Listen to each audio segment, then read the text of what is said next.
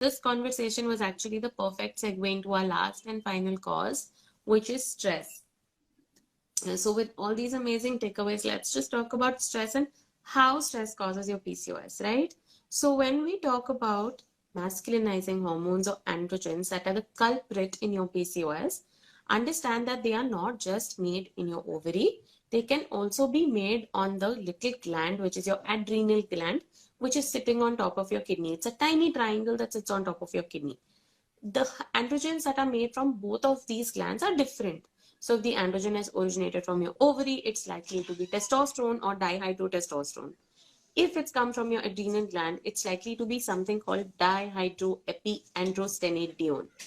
The long guy's short name is DHEAS. So if testosterone is not raised and this is raised, it straight up points out to the fact that your body is reacting to stress. Now, in any situation of stress, and beautifully mentioned by Purvi, all of them could be physical, could be emotional, eating too little, too much, sleeping too little, too much, getting too little or too much exercise, pushing your body, pushing beyond the limits, very toxic culture propagated by a lot of people. Any of these situations, your body has an innate need to protect itself. In that need to protect itself, your body will raise that cortisol, and the body realizes that right now my survival trumps putting out my species. So from that evolutionary sense, like Purvi mentioned, your period is going to stop. So the way stress acts on your bodies, all these uncomfortable situations will raise your stress hormone cortisol, and cortisol in turn is probably going to raise your DHEAS. Now your body is very, very impartial. It thinks DHEAS क्या, testosterone क्या, मुझे तो दोनों की बात सुननी है. So if it has to listen to both of them, it's just going to say bye to your periods and shut off your reproduction for a while till your body feels safe about resuming periods. Now, a lot of people can also have no periods and no PCOS, but that no periods is because of stress.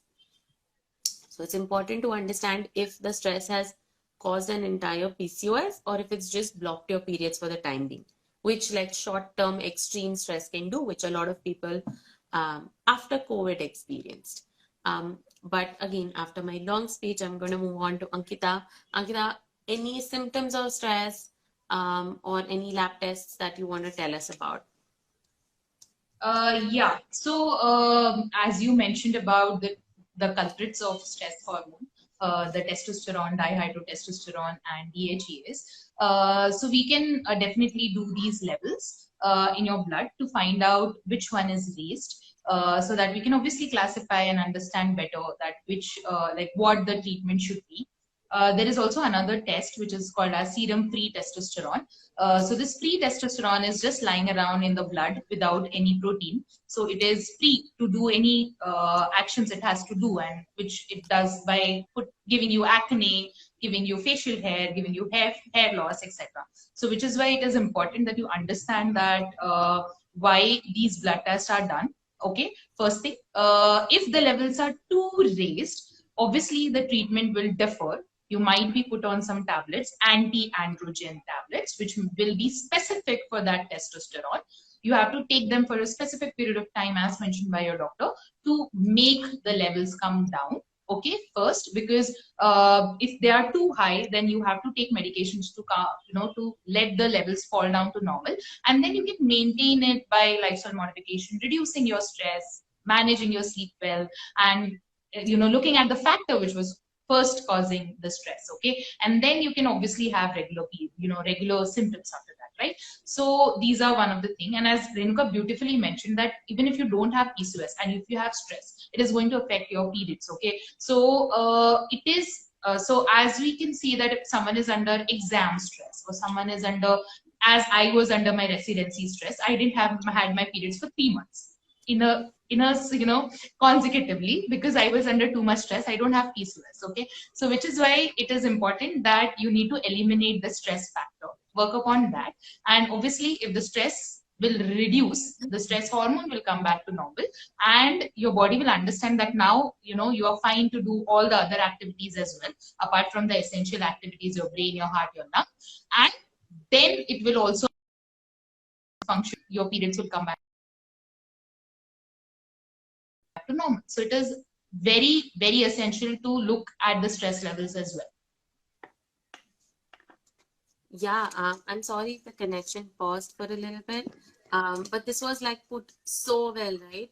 I want to take Purvi's opinion on this, and then I want to come back to you, Ankita, and have like a parting note on how all of this also impacts fertility. Because if you all don't know, Ankita is an amazing fertility specialist, and she knows too much about it. And I'm telling you, as a doctor, she just knows a lot, and we should listen to her about it. So Purvi, why don't you tell us a little bit about like what is your suggestions to manage that stress? First thing that that affects our body when it is under stress is our gut. Okay, so if your gut is not doing well, you're not going to like unhealthy gut, unhappy you. It's as simple as that. So focusing on improving our gut health is something that we really, really focus on. So probably it can also be getting on a probiotic supplement, getting enough of good prebiotics. So your prebiotics are your food, which like our gut bacteria feed on. Okay, so probiotics is a very commonly known term now, but prebiotics is the food for those bacteria, which is something like your fruits and veggies or even whole grains are going to provide for the bacteria to thrive on. So that is also something that you need to focus on. And then if you have elevated testosterone levels, you also need to focus on reducing those. So like few foods which really help are flax seeds, licorice root extract, even spearmint tea. And this is probably that everybody now knows from the program. But yeah, these things do work, but it's also important to know that these are not like magic things which are going to like just show results overnight. It's just like the symptoms haven't popped up overnight. We cannot expect them to go overnight. So you need to take consistent efforts for at least a good 4 5 months to actually start noticing significant changes with your body. So that would be the only thing, that consistency over perfection, because it has to be sustainable.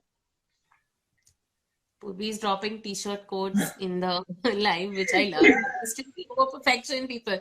But just like we got a question on managing that stress. So I'm going to summarize for you. Thank you for asking the question. The question was, how do you manage stress in PCOS? A, if you need the mental health help, then go ahead and get a great specialist to continuously keep working with you. You don't have to be in a really bad state to start seeking it. B, you really need to work on your sleep. Cannot illustrate, just cannot stress on the importance. It's because if you're missing out on your sleep, then there's something called adenosine, which gets metabolized by your body at the end of the day. And if you're not sleeping enough, that adenosine is going to stay. And that leaves you with a feeling of fatigue or getting tired when you're up, or needing a lot of caffeine. Like this is the bunch of people that say, I cannot start my morning without coffee. You're having a lot of stress. Like we said, that caffeine requiring it is an indicator of just having a lot of stress. So that if your vitamin D levels have not been checked, please go get them checked, because vitamin D does affect mood and energy levels, and it is commonly deficient in PCOS persons. So just go and make sure you get that checked, and then everything else that Purvi mentioned.